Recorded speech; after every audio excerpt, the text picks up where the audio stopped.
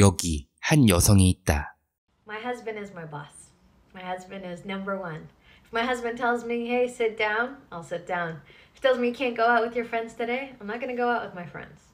If he says, hey, go wash this dish for me, I'm going to go wash the dish for him.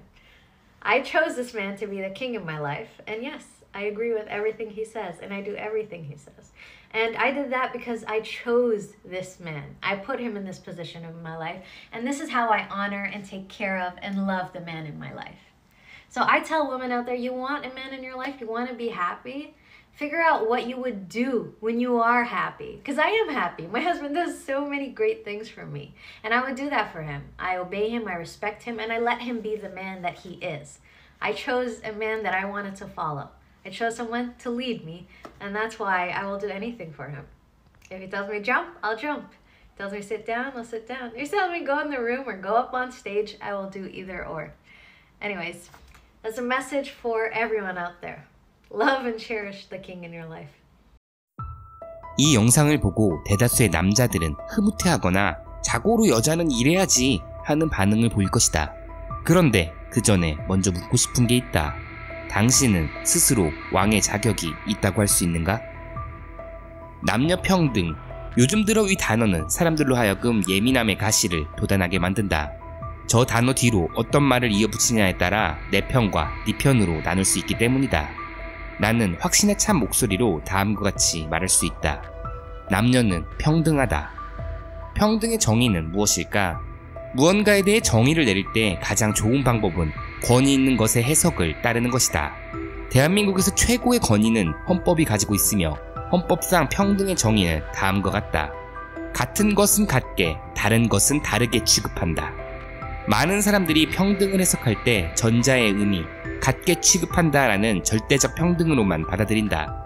복잡한 인간 집단의 일상에서 가장 중요한 것은 오히려 후자의 의미, 다르게 취급한다 일 것임에도 말이다.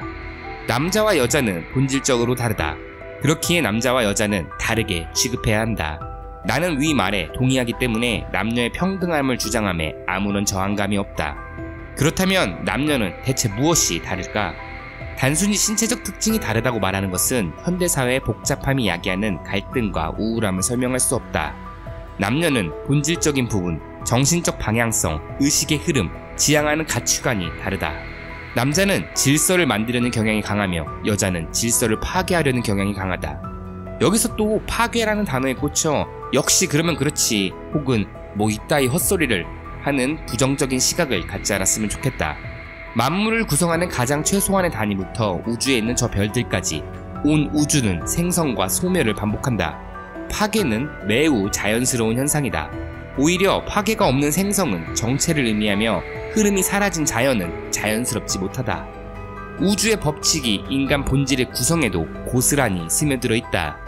음양의 조화라는 말이 괜히 나온 것이 아니다. 이런 배경에서 다음과 같은 문장이 남녀의 차이를 잘 설명해준다고 생각했다.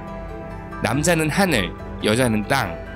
질서는 기준이 필요하다. 기준을 세우고 그에 맞춰 세부 사항들을 정렬한다. 인간은 항상 날씨라는 기준에 맞춰 행동했다. 고로 하늘은 기준을 의미한다. 신념과 가치관이라는 기준을 만들고 세부 사항들을 정렬해야 한다.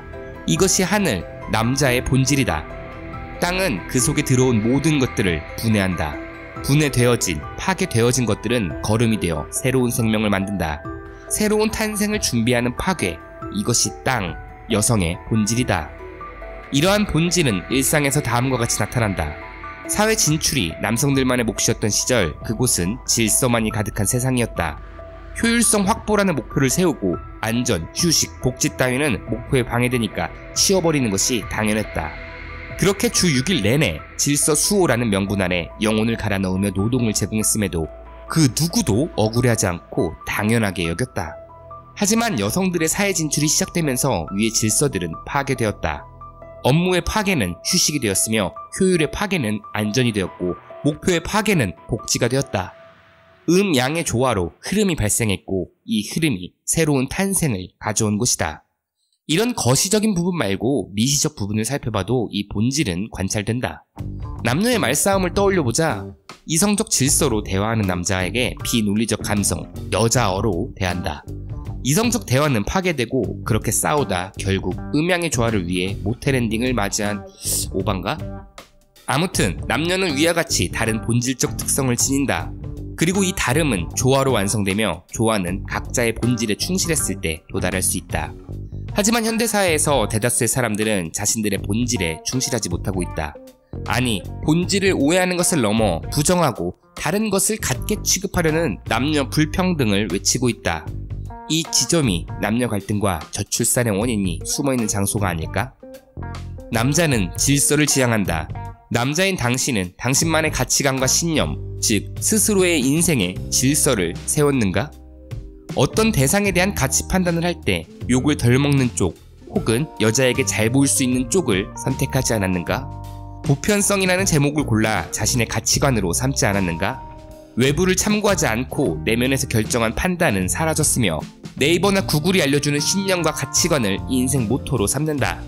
남이 생각해낸 기준을 나의 기준으로 삼으며 그 대가로 스스로 판단할 용기를 거세시킨다. 그렇게 거세당한 채 다른 왕이 만든 기준에 들어가 내시가 된다. 최근 내 친구가 어느 사이트의 글을 보여주었다. 용돈 얼마가 적당할까요? 파괴의 속수무책으로 무너지는 질서들, 개인적으로 여자들의 잘못이라고는 생각하지 않는다. 파괴는 여자들의 본질이기에 파괴당하는 저 질서들은 아마 남이 해준 생각을 토대로 만들어졌을 확률이 높다. 그래도 여자가 관리하는 게 낫지. 야, 그러는 사람이 얼마나 많은데. 남이 해준 생각을 토대로 세워진 가치관은 질서가 되지 못해 여자를 불안하게 만든다. 쉽게 파괴될 수 있기에. 내면에서 나온 생각들로 세운 가치관은 질서가 되어 세부 사항들을 정렬한다. 여자가 존경심을 품게 만든다. 쉽게 파괴될 수 없기에. 남녀의 다름은 조화로 완성되며 질서와 파괴의 합은 자연의 흐름이다. 하지만 현대사회에서 조화가 무너진 가장 큰 원인은 파괴를 담당하는 여자가 아닌 질서를 담당하는 남자에게 있지 않을까? 부실한 질서들을 세워 쉽게 파괴당하는 것이 아닐까?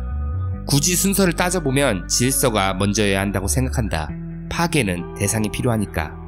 아담이 먼저 생기고 그 갈비뼈로 이브가 만들어진 것처럼. 그런데 당신이 남자라면 조금 열받지 않냐? 당신도 왕의 후손일 텐데. 호모사피엔스의 역사를 흔히 7만 년 정도로 본다. 그리고 2024년 현재 이 영상을 보고 있는 당신 가슴에 뛰는 심장은 7만 년 전 선조들의 목표였다. 그들은 야생에서부터 천적을 피해 생존했으며 질병을 이겨냈다. 성벽을 쌓아 올려 문화를 만들었으며 탑을 쌓아 올려 우주의 진리를 탐구했다. 그렇게 그들은 아프리카 초원에 처박혀 있던 털없는 원숭이에서 지구 전체를 지배한다. 그리고 그들이 생사를 넘나들며 악착같이 생존했던 이유는 바로 당신이다. 그들은 번식하고 후손을 남겼다. 탐험을 멈추지 않기 위해.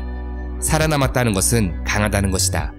2024년 당신이 지금 숨쉬고 있다는 건 특히나 당신이 남자라면, 남자에게만 유전되는 Y 염색체를 가지고 있다면, Y 염색체는 100세대가 지나도 그 형질이 변하지 않는다는 사실을 염두에 둔다면 당신의 선조는 어느 특정 시기에 한 번쯤은 반드시 왕이었다.